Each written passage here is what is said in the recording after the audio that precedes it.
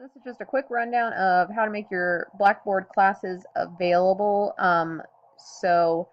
Reminder, if you're seeing a bunch of different classes that you don't want to see, you click on the gear and you want to uncheck any of the courses that you do not want to see anymore or get announcements from.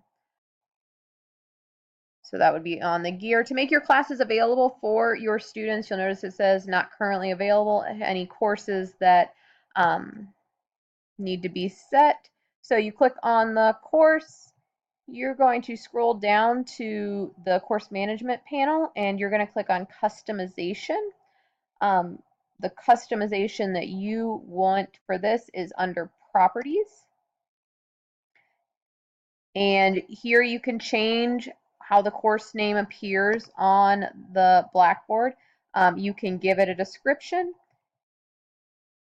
And then this is where you are going to set it to available. So you want to say yes to make this class available. And then you want to make sure that you click yes.